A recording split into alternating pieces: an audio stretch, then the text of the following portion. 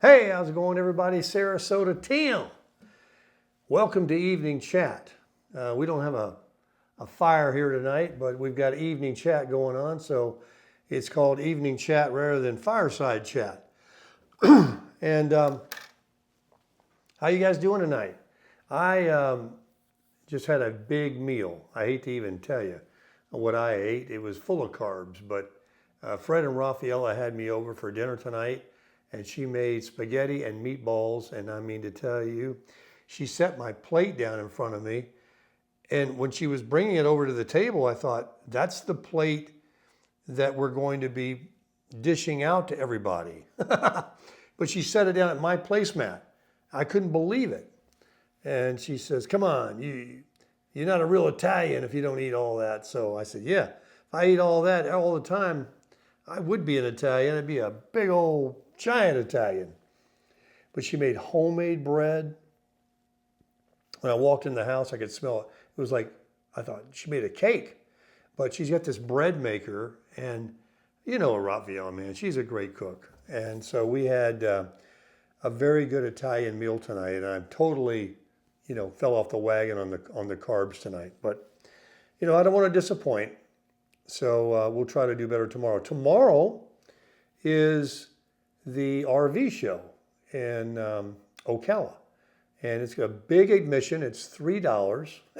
It's actually $5, but seniors get $2 off. So I'll be going up there. I might be joined by JJ to do some videoing for me. He's always very helpful with that. He doesn't live far from there in the villages. And so he may come, he may not, I'm not sure yet. Likely he will. And we're going to walk around. There's 6 different dealers up there that are going to be selling various motorhomes. He actually was there today and told me there's a model like mine there. So I'm excited about seeing that. I don't know if it's the exact same floor plan. They got a lot of Rockwoods up there, which is the same as the Flagstaff Forest River home brand. And but there's a lot of floor plans that are close, but no cigar. We'll see if they have my unit there, because I haven't yet seen a better floor plan in a camper than I have. And I don't say that because I own it. I say that because I've been to many RV shows, and I've walked in and out of lots of different RVs, and I walk out of them about as fast as I can get in them, because they're just junk. They just look awful. The colors, the low roof, the whole thing looks cramped. They look cheap. You don't even have to touch anything. You can tell they're cheap. And then there's a few that are, hey, this is nice. And of course, a lot of fifth wheels are beautiful. I mean, you like looking at those. They always got those island kitchens in the rear living room with the big bay windows potentially. Some don't have windows in the back, some do. They always have the front bedroom that's up, that goes up over the cab of the truck. And, the bathroom's up there and possibly another one down below. I mean, they're really, really nice, but that's another category altogether. And then we'll take a look at some Class A's up there and see what they got. JJ was telling me that the Class B's are still running close to $150,000, and you got to walk sideways to walk through them. They're very small. Why they get that kind of money, I don't know, for $150,000, but people buy them. People love them. They're very nomadic. They're very stealthy. They're economical. It takes a lot to build them out, in small spaces with all the wirings and the hot water heater and the generators and the different things that they have that makes them expensive. Plus, you're getting a transmission and engine, a full driving vehicle too. That right there is, what, 50 grand, for the chassis and the engine and all, depending on if it's a diesel or not. So I said all that to kind of talk about what I wanted to talk about tonight. And I had a suggestion from a subscriber to make a video regarding leasing cars. And I thought, well, I know a little bit about it. I used to be in the business 17 years. I did quite a bit of leasing. I did leasing when leasing first came out. And there's different language, there's different terms, there's things that people don't know they can do about it. with like negotiating. There's different cars that you should stay away from leasing because leasing is based on depreciation. And so let's just get into it. A lot of people, a great share of the market today are leasing cars. They find the way to pigeonhole themselves as a person that commutes to work and they drive less than 10,000 miles a year. If you are a driver and you commute far to your job or you want to use that vehicle to take trips and stuff during the year, you may not want to even think about leasing because you would be hugely penalized as the car is returned to the dealer. They actually get it back. You don't own it. Leasing can be called renting. It's a fancy word for renting a car, long-term rent. Just like I'm renting a space, or people can rent an apartment, or lease it for a year. But you're renting, it's not yours. And when you're done with your rent, get out or rent again. Or if they want to sell it to you, you could buy it. So leasing works like this. First of all, make sure you're not going to be a person that drives a lot, or you're going to be really up the creek, very terribly, because every mile you go over 10,000, that's not even 1,000 miles a month. And some people drive 20, 30, 40,000 miles a year. Look at these used cars you see out there, these Hondas and Toyotas that are only a couple years old. They already got 50K on them. And they're trying to trade them in while they have some value left to get another car. So, when you lease, you can't really drive it. Kind of takes the fun out of it. You pay this payment, but you really can't drive it because you're limited to 10,000 miles a year. Now, people say if you get another one, they'll overlook that and that won't cost you anything. Baloney. And I'll explain that too. That's all hogwash.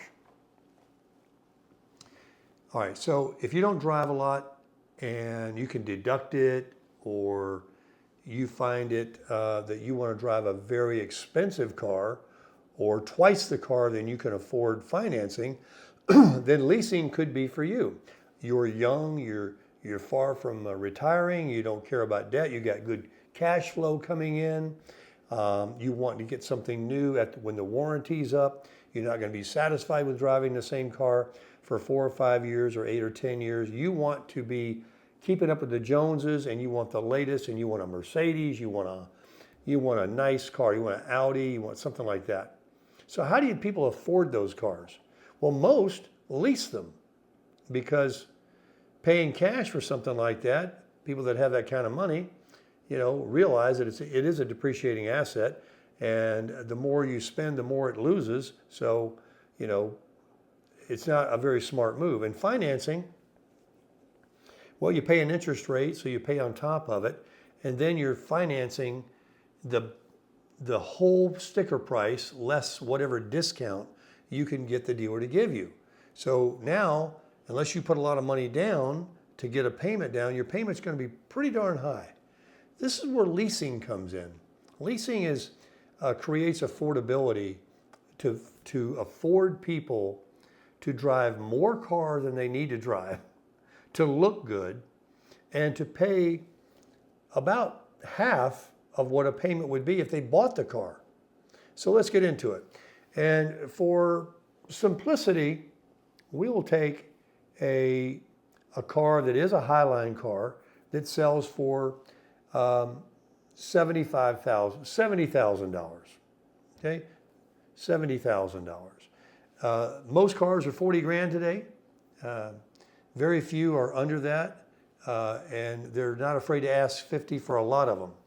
But we're talking about somebody that says, I want to drive a Mercedes, I want a BMW, I want a Jaguar, I want the top of the line Acura or Infiniti or that Lexus ES350.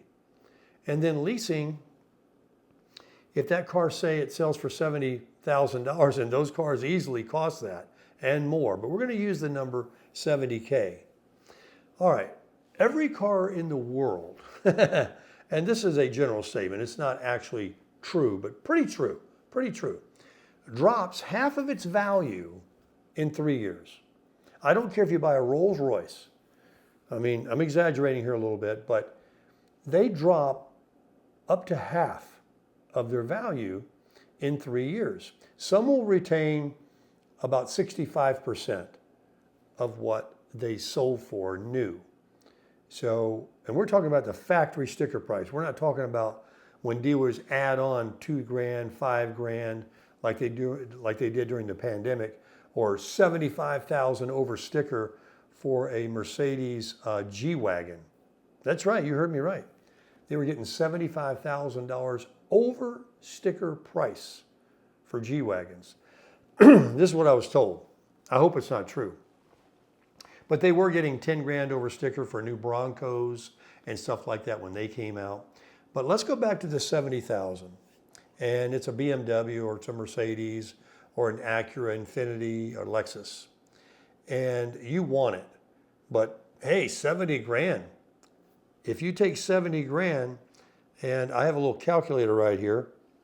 Let me just do something for you. And let's say that the car has free interest, no interest, and no money down. You can just buy it, $70,000. And you want to finance it for 3 years. Divide that by 36 months, and you have $1,944 a month car payment. You say, well, that's too much. Okay, let's go to 70 grand, and let's divide it by 60 months, 5 years. That's generally what used to be what people would finance cars for. So divided by 60, and you have $1,166 a month. No interest and no money down. Okay? Now let's go back and take the 70 grand and divide it by what the real term is today on financing. The people that don't know, I'm going to keep it, I want to keep it, and I drive too many miles, and so I have to finance it. They say, we'll give you 84 months. So divide it by 84. And now you're only $833 a month. That is if the car is zero interest and zero down. Well, they're going to want a down payment, and there's going to be interest, especially in 2025. Now, there are models, like I bought a new car recently that had a 1.9. That's almost like no interest. There is interest, but it's nothing like 6 or 7 or 5 or something like that. And that's about what the new car rates are. And the 1.9 that I was offered on a new Honda was for up to 48 or 60 months. If I went to the 84 to make it more affordable, well, then the rate was higher, and that's how they get you. So as you can see right away, $1,000 to $2,000 a month for a car payment is kind of ridiculous. So the dealers will say, how about leasing? And you can lease this car, and they always give you these payments that are really low, but then they have in fine print with so much due at lease signing. Now, everything that I'm going to talk about now is a language they use that's different than when you purchase. Due at lease signing, not down payment.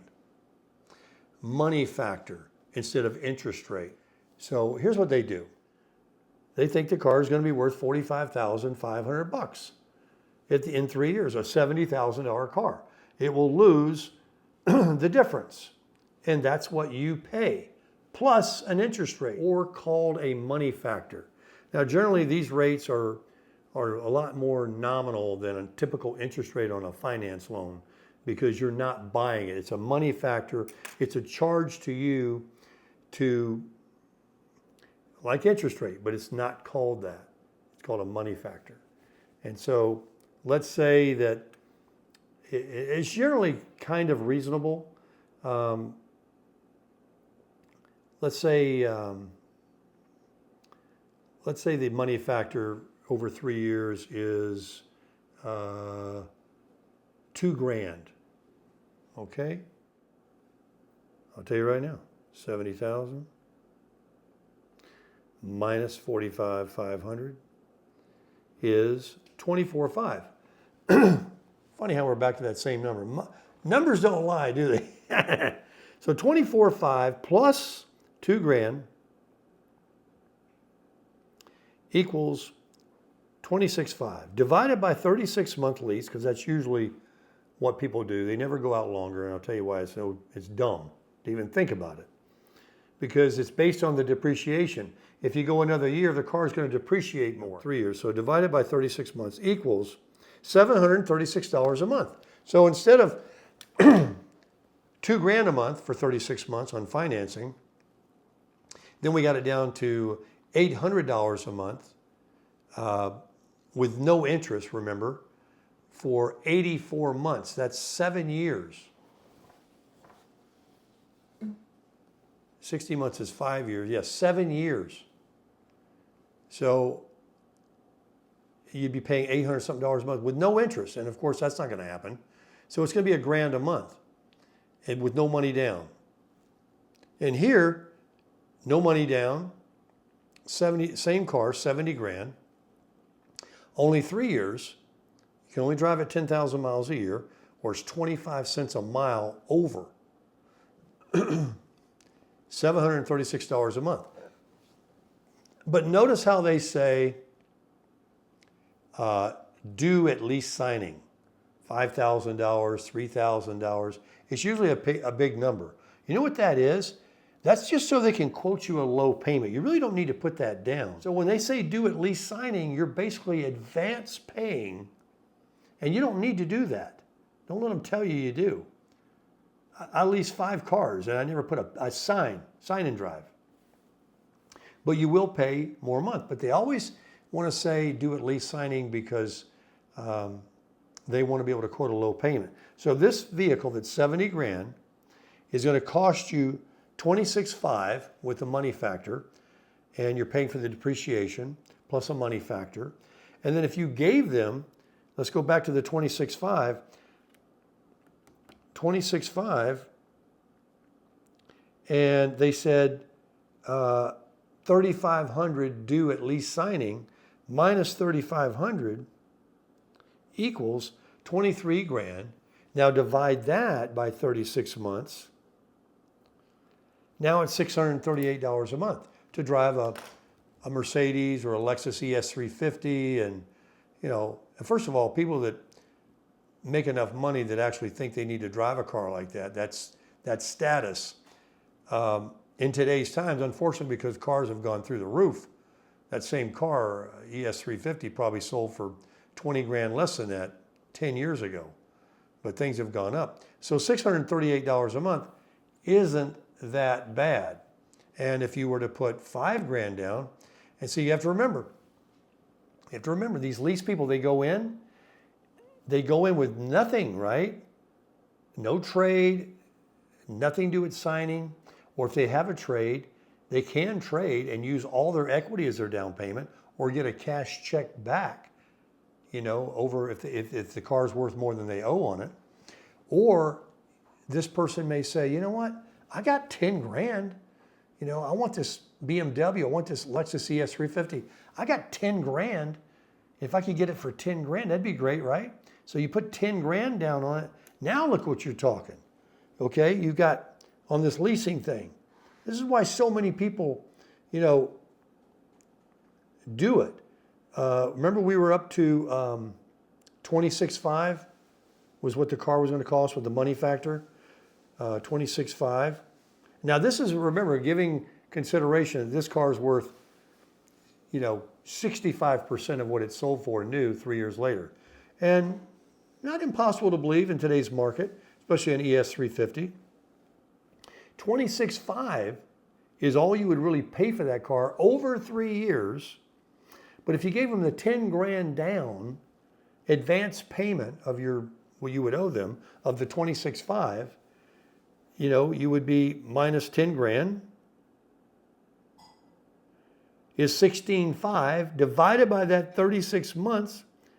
Now you're driving that car for $450 a month, $458.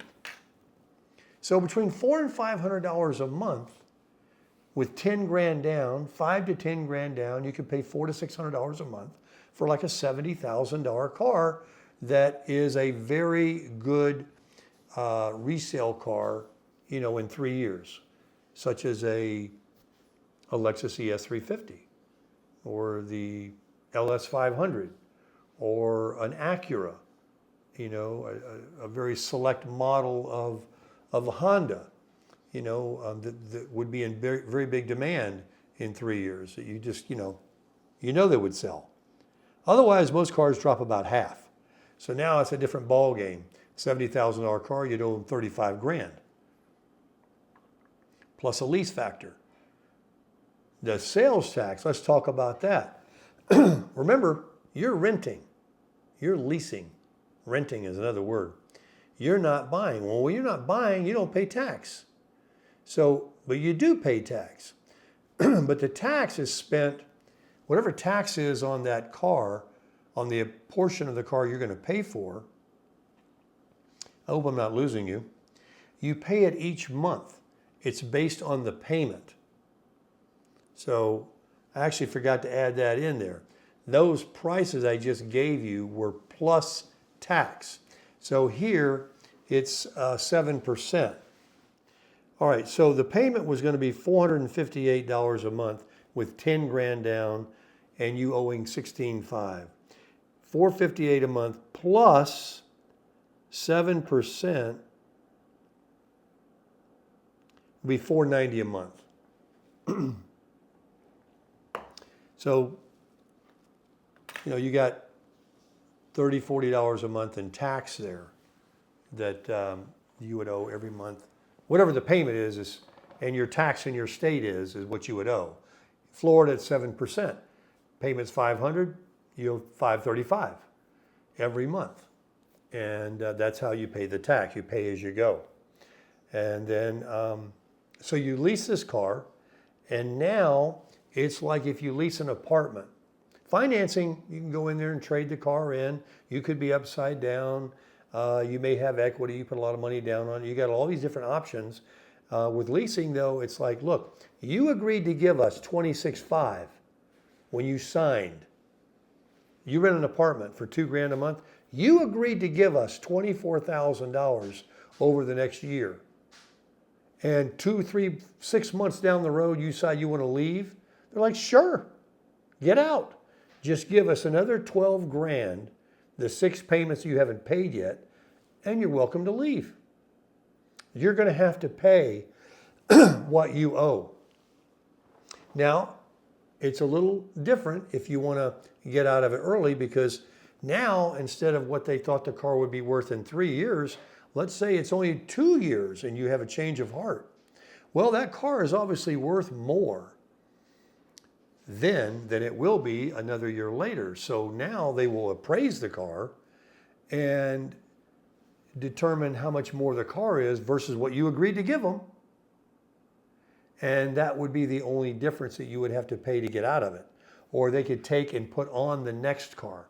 And that happened to me several times. One, I traded early and I didn't get out from under giving them their money. They added it to the next lease. And they always tell you, oh, we're just going to put you in another one. Don't worry about it. We're going to take care of you.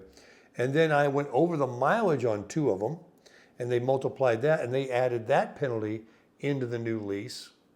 And they were able to put me in another car a couple of times. It was like, I don't know, $30 to $75, $80, wasn't much, more a month than I was already paying for the previous car. So it sounded and looked good until when the day comes when you got to pay the piper. And what worked for me is, by the grace of God, I got out of my lease. I was upside down in it. My car was totaled from a tornado while I was on a cruise one time. And when I came back where it was parked in long-term parking, a tornado hit that parking lot. And my car was actually totaled out. It didn't just have scratches. It was totaled out. And with leasing, they force you to have gap insurance. That means it gets paid off based on what the actual cash value of it is versus what you owe, which is always more than what it's worth. And so I was able to wiped that clean and got out of it and never did it again. And I never will again because number one, the payment is cheaper, but you can't enjoy the vehicle. You can't drive it. I say that facetiously because 10,000 miles a year really isn't much. And to pay, even though it's several $100s less a month than it would be to buy it, you're paying all that money and you can't drive it. You know, I mean, really, you got to watch yourself. 10,000 miles a year is not even 1,000 miles a month. That's like nothing. Because here's what they want. They estimate the car to be worth so much money in 3 years, like we talked about, which would be 50 to 65% of what it sold for, what the sticker price was. This is called the residual. And then they expect it to come back based on those percentages as a pristine, average-driven, clean, no scratches, no damage, no body work, no nothing's happened to it. That's the only time it's even going to bring that kind of money back. That's how much cars drop in value, the nicest of cars, after 3 years. So they say when we get that car back, if you drop it back on our lap and we just lease you another one, which is what we're trying to do because they want to get you into a loyalty thing where you release over and over and over. And if you decide I don't want to lease from you, I don't want another Lexus, I'm going to get a Mercedes or whatever, then there's a penalty. It's called a disposal fee of between $300 and $500 they will hit you for when you drop that car off at the end of the lease. So it's like another payment they get you. All right. Now you also have a third option. You're like, no, I don't want to lease another car. And I don't want a Mercedes. I like this Lexus. I really do. And I want to buy it. Well, the day you leased it, they gave you a price in writing on a contract telling you what you can buy it for. And so if they thought the car was going to be worth $45,000, that $70,000 car in 3 years, and you kept it in perfect condition and you like it and you see the market will, pay that for it, not $30,000, then you say, well, I'll buy it. Then they'll sell it to you, and they have to sell it to you for the price they said. But generally, they made a lot of money on you on the lease. They kind of make the price a little bit to where it might be more than you might want to pay. And even if it is a good deal, and it was a good deal for a lot of people during the pandemic that leased, they were getting more than they paid for the car because they couldn't get cars, remember?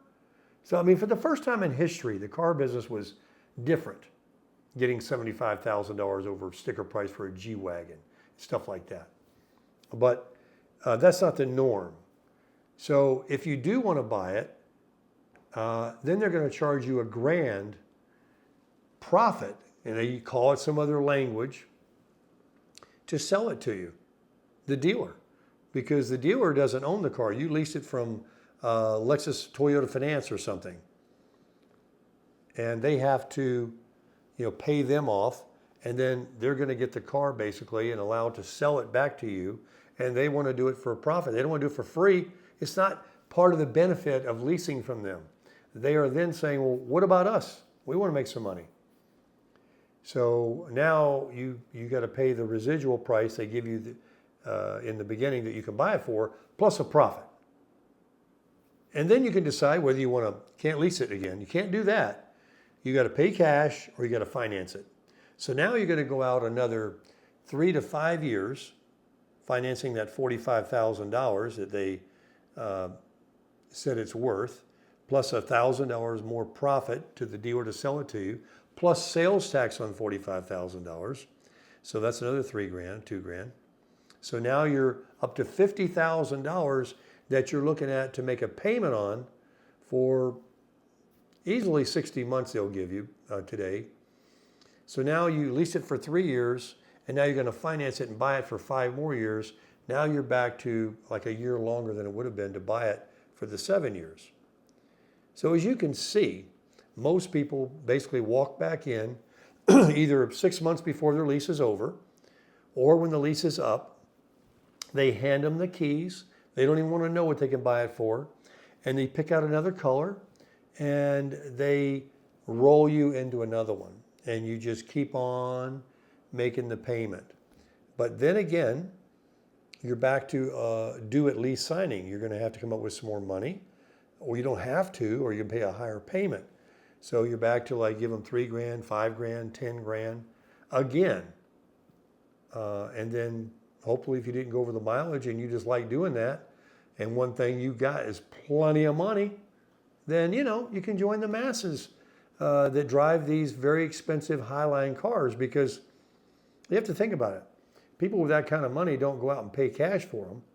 They put their money in investments, and financing them, well, interest rates, unless there's a manufactured offered interest rate that's really low and for a super long time, which is generally not, you're going to be looking at a very high monthly payment. That means that you are going to use that car as a write-off, because you must have a serious cash flow coming in for your business. But if you're just a person that makes a pretty good paycheck and you'd like to look like you drive a very expensive car, like we all do as Americans, then you might find that leasing is going to be the only affordable way today to drive those level price point cars. Then, or otherwise you have to think about going back to financing. Forget leasing, you drive too much, and buy yourself one of those $40,000, $35,000 new cars if you can find one, like a Corolla, a Civic or an Accord, something like that. So that's kind of like the way leasing works. So to summarize it all up, because I know I lost everybody, leasing is strictly paying for what the car loses in value, plus a lease rate called a money factor. And what people don't know, I forgot to mention also, I was going to tell you in the beginning of the video, you don't have to think that you have to lease the car, excuse me, for the sticker price. When we were talking about a $70,000 car, if you were buying it for cash or finance and you went in there, you would negotiate, right? You would say, what's the best price? And you would be looking for somewhere around $2,000 to $5,000 discount. And it's available between rebates and dealer profit and all that kind of stuff. So if I were you and I was going to lease a car, you know what money I said that they want due at signing? Get that due at signing taken care of by getting that removed from the sticker price and then having them lease that car for that price. Otherwise, all the leases that they're quoting people out there generally are based on the sticker price. And you don't have to lease a car just because you're renting it. Years ago, people used to be baffled into believing, well, you're not buying it, so you can't negotiate it. To hell, you certainly can. You go in there, you don't tell them you want to lease. And then you tell them after they give you like $2,000, $3,000 or $4,000 discount, you get that firm price and you say, now, what is my lease payment for 3 years with nothing due at signing for that price? And get it. And if they don't want to play ball with you on that, then go to somebody else.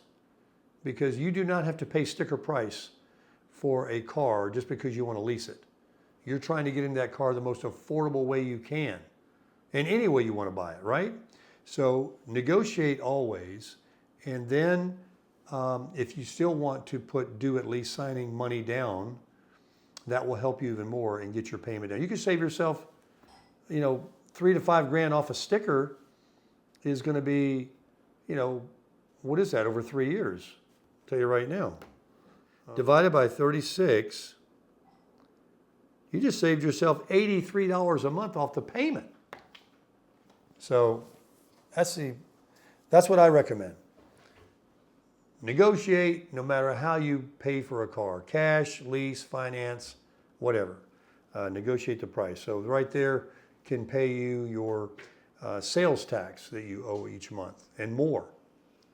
So I hope that explains it well for you guys. And if you have any questions, you can leave them in the comments. I'll try to answer them. It's pretty much simple. Like I said, you pay for the depreciation.